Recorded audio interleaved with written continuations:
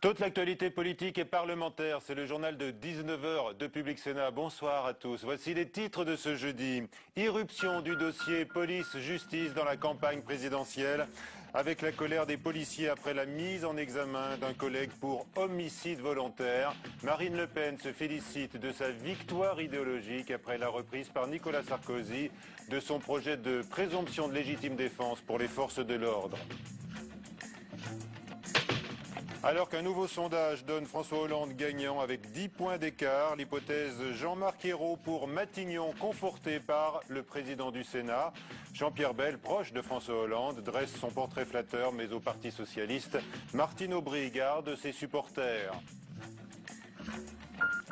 Alain Juppé voit en François Hollande un risque de nouvelle crise de la dette en Europe. C'est un encouragement aux spéculateurs, riposte l'équipe du candidat socialiste. Invité du 19 h après Michel Sapin hier, Philippe Marini, président UMP de la Commission des Finances. Et puis notez notre rendez-vous quotidien, route de campagne au Printemps de Bourges ce soir, où nous retrouverons Thomas Raguet. Mais d'abord, la nouvelle hausse du chômage au mois de mars pour le 11e mois consécutif. 16 000 demandeurs d'emploi de plus que le mois précédent et le ministre Xavier Bertrand obligé de reconnaître que la situation reste difficile. Flora Sauvage. Une mauvaise nouvelle pour le prochain locataire de l'Elysée. Le chômage est en hausse pour le 11e mois consécutif. En mars, la hausse s'élève à 16 600 demandeurs d'emploi supplémentaires. Le nombre de demandeurs d'emploi frôle désormais la barre des 3 millions.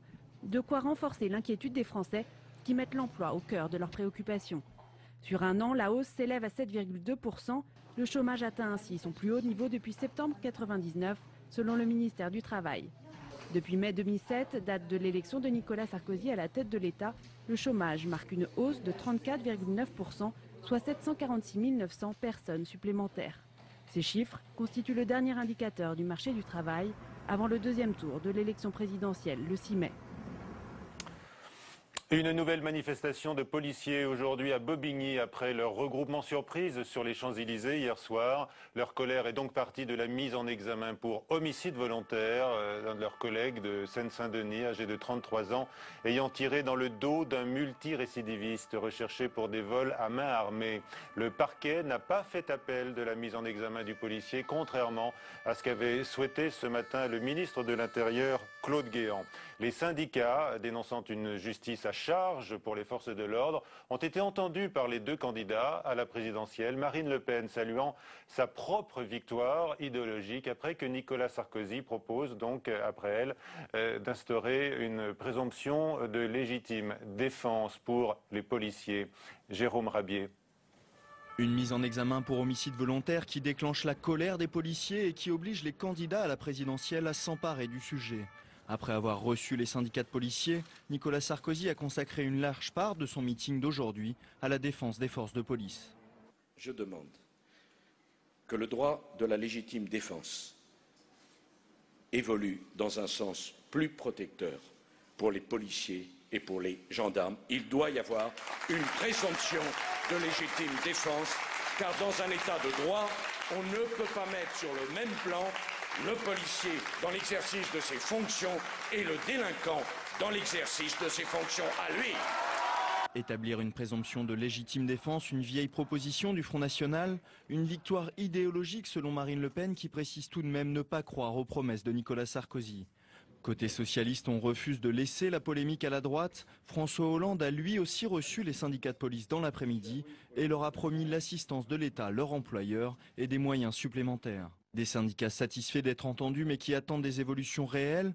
L'enquête se poursuit pour savoir les conditions du tir mortel du policier. La colère des forces de police, elle, ne semble pas prête de retomber.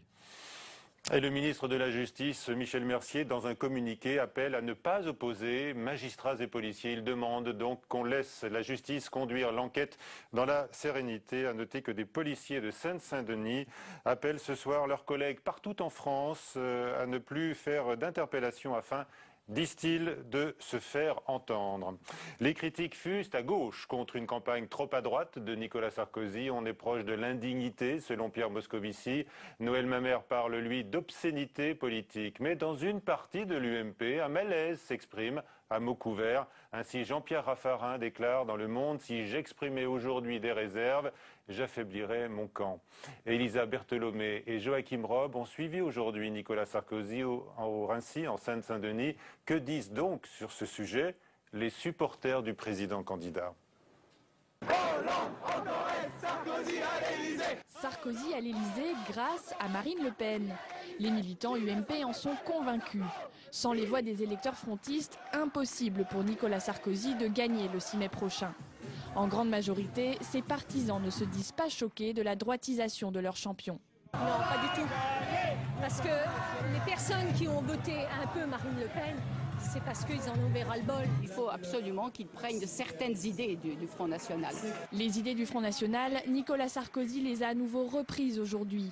Immigration, protection des frontières, critique des médias, le tout sous les acclamations de ses partisans. Mais s'ils approuvent le candidat lorsqu'il part à la conquête de l'électorat frontiste, ils sont plus partagés sur l'idée d'un accord Le Pen-Sarkozy. Ça ne me gênerait pas parce que dans le parti de Marine, il y a des choses que j'aime aussi. Tiens, pourquoi pas, Non, moi je n'y suis pas favorable et d'ailleurs je fais partie des pourcentages restants dont fait partie Nicolas Sarkozy qui ont dit que jamais nous ne ferons d'accord avec le Front National. Pas d'alliance avec le FN, Nicolas Sarkozy l'a encore répété ce matin. Pas sûr que les 64% d'électeurs UMP favorables à un accord se laissent séduire par ses promesses. Le député UMP droite populaire Lionel Lucas surnomme dans un meeting la compagne de François Hollande, Valérie Rottweiler, ajoutant: c'est pas sympa pour le chien, ça. L'élu des Alpes-Maritimes a confirmé avoir tenu ces propos rapportés par Nice Matin, très amusants selon lui, et avoir également critiqué le physique de Fadela Amara, préférant Rachida Dati entre guillemets car elle est moins moche. Injures abjectes, dénonce l'équipe de campagne de François Hollande, rejointe par plusieurs voix, à droite l'UMP Dominique Bussereau ou encore le radical Yves Gégaud. Et il y a un instant, François Hollande estime que Nicolas Sarkozy devrait condamner immédiatement le propos indigne de ce député UMP sur sa compagne.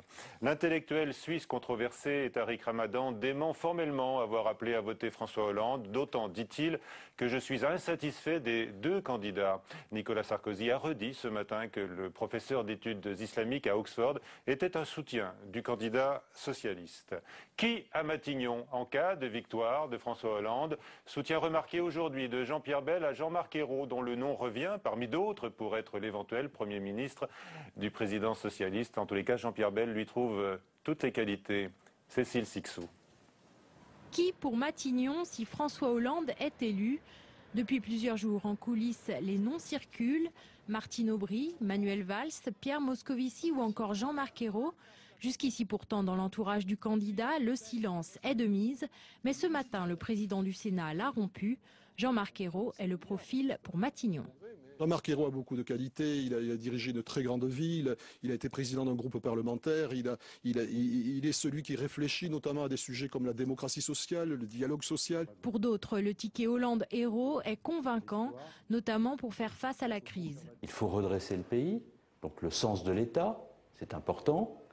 Puis il faut incarner des valeurs qui sont celles portées par le candidat tout au long de la campagne. Mais je vous confirme que Jean-Marc Ayrault a toutes les qualités pour être Premier ministre. Un autre duo est également évoqué, François Hollande, Martine Aubry à la tête de l'exécutif, une hypothèse possible qui verrait une première ministre chef du gouvernement. Le choix du Premier ministre révèle quelque part un arbitrage politique dans la symbolique de la personne et dans ce qu'elle peut représenter, dans son tempérament, ses orientations personnelles. La première secrétaire du parti a d'autres atouts pour François Hollande. En plaçant son ancien adversaire des primaires à ce poste, il conforterait son image de rassembleur. Quelqu'un de loyal à l'égard du président, c'est la première qualité. Deuxièmement, quelqu'un qui sait rassembler. Vous savez que j'ai une amitié très grande pour Martine Aubry, dont je connais les compétences. Au jeu des hypothèses, François Hollande aura le dernier mot.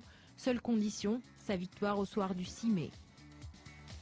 La chancelière allemande Angela Merkel martèle à nouveau dans un entretien à un groupe de presse allemand demain que le pacte de discipline budgétaire n'est pas renégociable, mais elle accepte par ailleurs toute ouverture sur la question de la croissance. Invité du 19h, Philippe Marini, président UMP de la Commission des finances. Bonsoir. Bonsoir. Merci d'être avec nous. Certains à l'UMP, vous l'avez entendu, expriment leur malaise face à une droitisation de la campagne de votre candidat. Vous-même, est-ce que vous êtes à l'aise? Parfaitement. Nous sommes en combat pour le second tour. C'est le 6 mai qu'interviendra la décision du peuple. D'ici là, pas d'état d'âme, on va jusqu'au bout, on fait le maximum et j'espère qu'on gagnera. Bien, les états d'âme, c'est pour plus tard. Jean-Pierre Raffarin est explicite, vous l'avez entendu dans l'Ellipse, dans cette interview au Monde, il déclare « Si j'exprimais aujourd'hui des réserves, j'affaiblirais mon camp ». Est-ce que vous dites la même chose? Donc je constate que Jean-Pierre n'affirme pas de réserve. Par conséquent, il ne se passe rien, il n'y a rien à voir, rien à dire. Voilà. D'accord, circuler, il n'y a rien à dire. Totalement. Marine Le Pen est très présente, vous l'avez noté dans l'entre-deux tours, donc elle a été rejointe aujourd'hui par Nicolas Sarkozy sur l'une de ses propositions, une présomption de légitime défense pour les policiers. Est-ce que c'est une bonne idée, selon vous, du Front National? On peut être choqué qu'un policier en service, en mission, soit dans la situation qui nous est décrite. Bien sûr, la réaction est naturelle. Vous comprenez la colère des policiers. On défend l'ordre social, on défend les policiers et on est solidaire de leur réaction, naturellement. Ensuite, lorsqu'on ne connaît pas complètement les faits et qu'une enquête doit avoir lieu, à mon avis, il faut attendre, comme le dit le garde des Sceaux. Il faut laisser donc la justice travailler sereinement. Oui, bien sûr. Est-ce qu'il est l'heure déjà donc de dire et de proposer cette présomption de légitime défense pour les policiers? Écoutez, en tout cas, puisque je vois que sur ce sujet, la réaction du président semble avoir les faveurs de la candidate du premier tour, Madame Le Pen, je pense que pour elle, ça devrait être un bon argument pour appeler à voter Nicolas Sarkozy. C'est ce qu'on attend d'elle. Alors justement, j'ai l'intention de vous poser la question. Vous estimez que Marine Le Pen devrait lancer cet appel et se prononcer clairement alors qu'on sait qu'elle prendra la parole le 1er mai? Oui. Je pense qu'un parti de droite doit tout faire pour éviter que le succès ne revienne à des gens qui restent solidaires de la lutte des classes. Et le 1er mai en particulier, c'est très symbolique. Quand on voit que la CGT a donné une consigne de vote contre Nicolas Sarkozy, eh bien, à mon avis, tous ceux qui ne se reconnaissent pas dans cette vision éculée de la lutte des classes doivent mettre de côté ce qui, par ailleurs, peut très légitimement les séparer. Donc, vous attendez cette prise de position claire de Marine Le Pen? Moi, ça me paraît très logique. Ça me paraît très logique. Et je crois que chacun resterait soi-même, mais nous sortirions de cette espèce de malédiction de François Mitterrand, n'est-ce pas, qui a créé dans la vie politique française, grâce à sa très grande intelligence et à son sens manœuvrier, une dissymétrie. La droite n'a pas le droit de solliciter au second tour le renfort de l'extrême droite, alors que la gauche, elle, a totalement le droit de solliciter le renfort des trotskistes de tout poil. Pour vous, Marine Le Pen est compatible avec la République, Philippe Marini? Elle a le droit, au second tour, et à mon avis même le devoir, de faire prévaloir le bleu-blanc-rouge sur le rouge. Donc elle est compatible avec la République? Je vois qu'il y a des militants autour des drapeaux bleu-blanc-rouge et que par ailleurs, il y a des gens qui se sont promenés pendant tout le premier tour sous le drapeau rouge. Pour moi, c'est une différence historique, morale, idéologique considérable. Et courtiser, comme vous le faites, l'électorat du Front National, est-ce que cela ne mène pas à des rapprochements thématiques, on le voit aujourd'hui, et demain à des accords politiques? À ce stade, nous combattons pour le 6 mai, n'est-ce pas? Et demain? Demain, j'espère que Nicolas Sarkozy sera réélu et par conséquent, tous nos problèmes seront réglés. S'il ne l'était pas, eh bien, il faudrait combattre pour les législatives de manière à éviter que ce pays ne se trouve dans une situation très originale où tout serait entre les mains du Parti socialiste sans aucun contre-pouvoir, ce qui serait une grande menace à l'égard de notre pays et même, d'une certaine façon, à l'égard de nos institutions. Donc, mieux vaut un accord avec le Front National que tous les pouvoirs à la gauche. Je dis qu'il n'est pas sain dans un pays que tous les pouvoirs soient exercés par le même groupe politique. Alors, Philippe Marini, vous interpellez à l'instant Marine Le Pen, mais Marine Le Pen interpelle également l'UMP. Que faites-vous en cas de duel PS-FN aux législatives? Elle a posé la question, elle pose la question à Nicolas Sarkozy notamment. Quelle est votre réponse à vous en cas de duel aux législatives, s'il ne subsiste que deux candidats, un de gauche et un du Front National? J'avais déjà donné ma réponse à la même question sur votre antenne et à l'époque des cantonales, et c'était exactement la même que Nicolas Sarkozy. J'étais 100% en phase avec lui. C'est-à-dire, dites-nous, parce que lui considère que ce n'est pas un scénario envisageable. Il s'agissait d'élections cantonales. Là, aux législatives. Il s'agissait d'élections cantonales, oui. Et j'avais dit que dans ce cas de figure, je ne choisirais pas. Bon, c'est disponible sur Public Sénat, sur les sites, sur tout ce que vous voulez. D'accord. Hein, voilà. Bon, maintenant... Demain, si cette situation se présente... Nous sommes en ligne... Comme elle pourrait se présenter dans votre département. Avec le 6 mai, c'est la seule chose qui compte. Et en fonction de la manière dont les choses vont se passer pour le 6 mai, eh bien, il faudra examiner la situation. Vous n'excluez pas un vote Front National éventuellement. Il faudra examiner la situation en fonction de ce qui se sera passé le 6 mai. Voyons justement ensemble ce qui pourrait se passer dans votre département, Philippe Marini, l'Oise, où le Front National fait presque jeu égal avec Nicolas Sarkozy. Marine Le Pen a gagné 10 points depuis 2007, comme on le voit sur ces graphiques. Elle fait ses meilleurs scores, notons-le, dans les communes rurales. On va regarder ce reportage à Marseille en Beauvaisis, 1000 habitants et 35% pour le Front National. Reportage signé aujourd'hui même par Alexandra Collineau. Le maire socialiste du village a enlevé les portraits des candidats des panneaux d'affichage électoraux. Il ne veut plus voir le visage de Marine Le Pen sous ses fenêtres, dit-il. À Marseille, en Beauvaisis, bourgade de 1000 habitants dans l'Oise, le FN est arrivé en tête des suffrages au premier tour, avec plus de 34% des voix. Moi, ça m'écoeure, hein.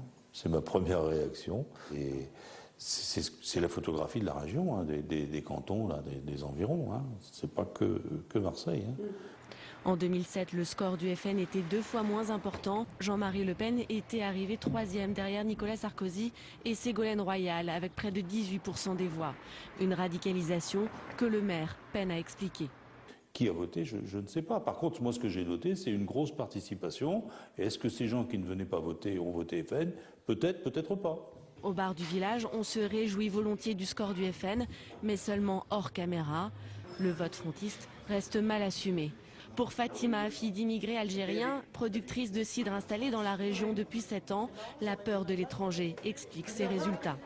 Ils ont peur de tout ce qui est différent.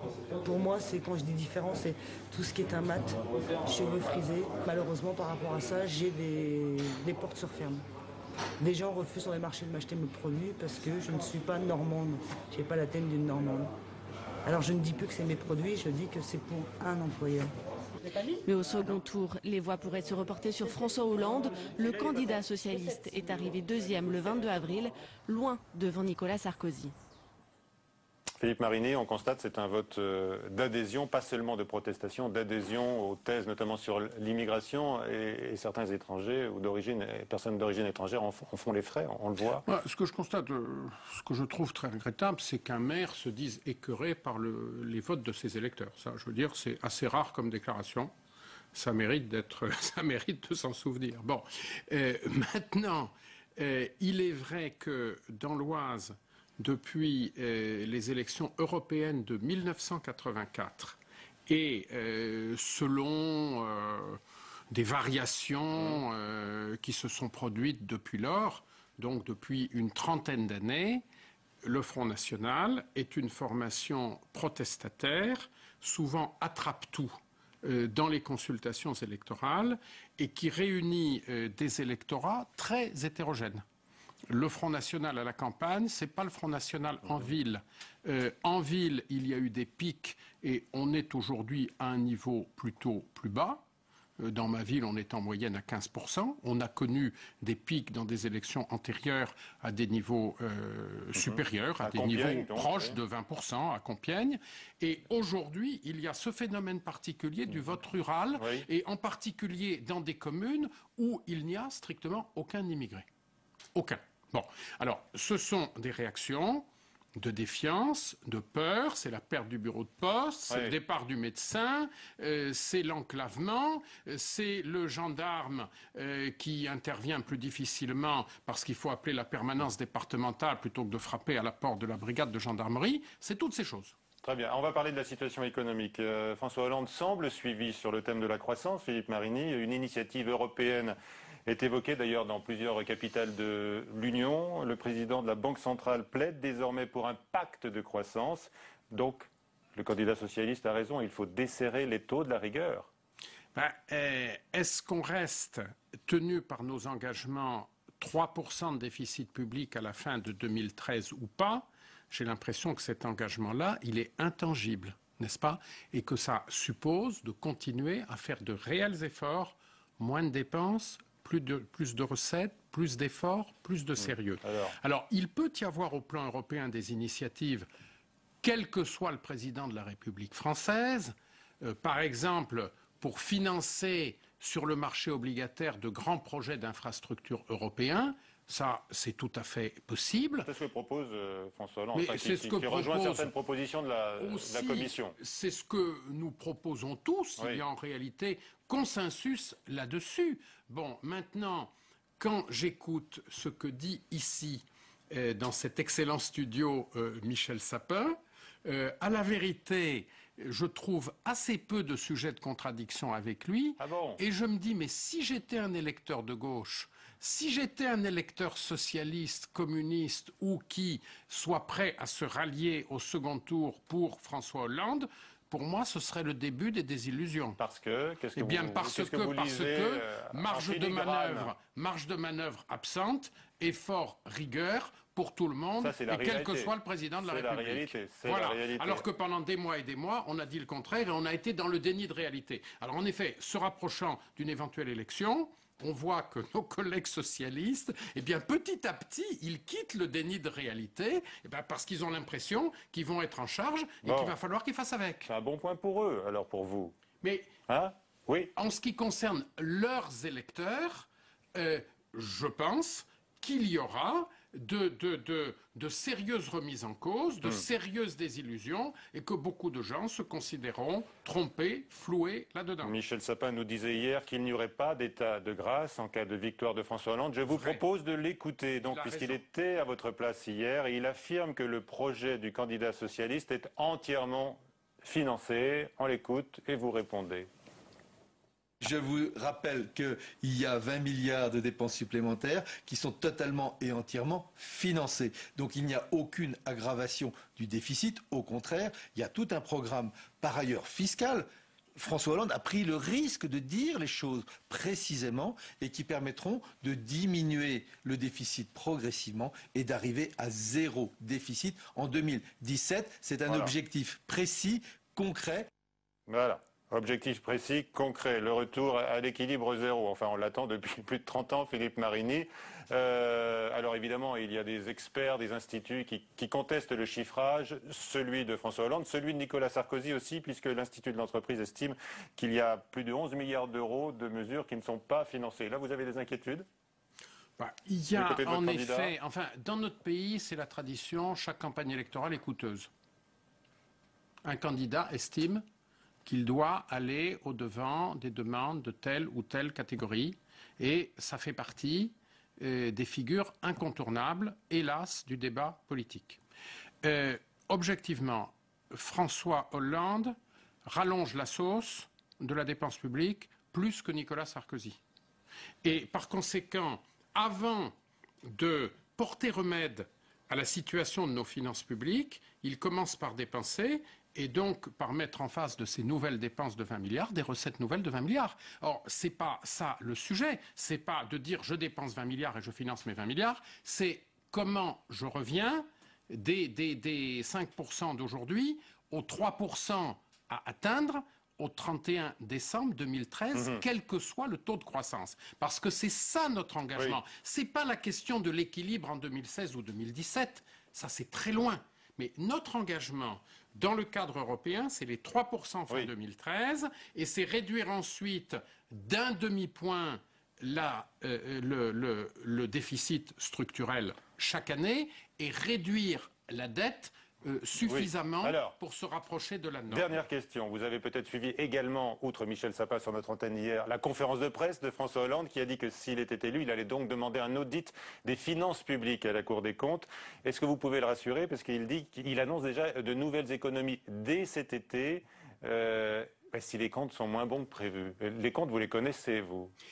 À chaque fois qu'il y a passage d'une période à une autre, on passe par la case Cour des comptes. C'est tout à fait normal. C'est une méthode tout à fait normale.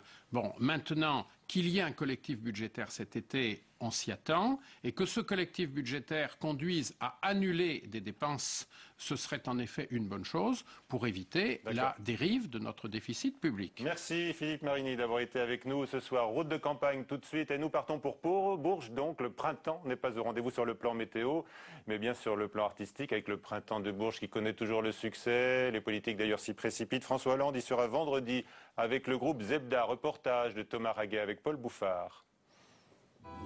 Au printemps de Bourges, il y a les têtes d'affiche comme Arthur H. Il y a aussi les jeunes groupes qui montent comme Von Parias. Il y a aussi une foule de festivaliers venus braver la pluie pour s'en mettre plein les oreilles. On y croise même des sénateurs. Hier soir j'ai papillonné Dionysos, Camille, Isia, Chaka Punk. C'est terrible sur scène. Une virée à Bourges entre plaisir et travail pour la commission de la culture du Sénat. La culture, tiens justement, pour beaucoup, c'est la grande absente de la campagne présidentielle. Il y a quelques années, on fonctionnait encore sur l'idée que la culture était importante. Maintenant, on se dit, c'est la crise, donc la culture, on n'en a plus rien à foutre, ce qui est faux. Sans culture, crise ou pas crise, c'est la cata, quoi. C'est essentiel, parce que ça crée une base de communication entre les gens. Et c'est quelque chose dont on parle pas du tout dans la campagne présidentielle, quoi. Alors que c'est dommage, parce que c'est cette cohésion-là qui pourrait éviter les votes extrêmes qu'on connaît et qui sont vraiment flippants, quoi. Il y en a aussi qui comprennent qu'en temps de crise, la culture passe au second plan.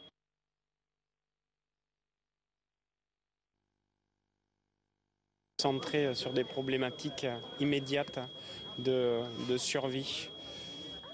La place de la culture dans la campagne, François Hollande l'abordera sans doute demain, durant sa visite sur le printemps. On reçoit beaucoup d'encouragement, donc je pense que demain, François Hollande va être très encouragé parce que ce sont des milieux très progressistes, très ouverts, qui sont extrêmement heurtés par exemple, les pensées extrémistes, la stigmatisation d'une partie de la population, etc. En 35 ans d'existence, nombreux sont les politiques à avoir fait le déplacement à Bourges, notamment pour la campagne présidentielle. Cette année, la direction du festival y a même consacré une exposition baptisée « Le printemps électoral ».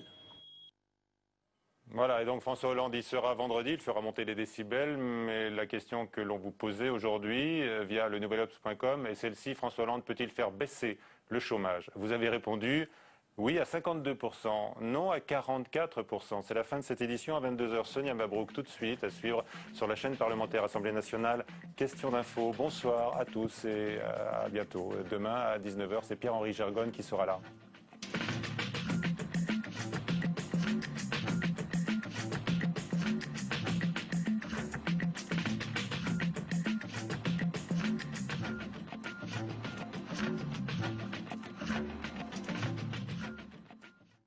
C'est ce qu'on appelle la malédiction du pétrole. Comment des terres gorgées d'or noir peuvent se révéler être une malédiction ou une calamité pour les populations qui les habitent. Delta du Niger, la guerre du brut, c'est le docu et le débat de la semaine sur Public Sénat. Benoît Duquesne présente Le Débat, dimanche à 10h sur Public Sénat. La soirée électorale, c'est aussi sur publicsénat.fr. Un fil d'information mis à jour en temps réel, une carte interactive avec tous les résultats par département et par commune. Toute la communauté Public Sénat sera mobilisée pour réagir et commenter sur les réseaux sociaux. La présidentielle, c'est sur publicsénat.fr.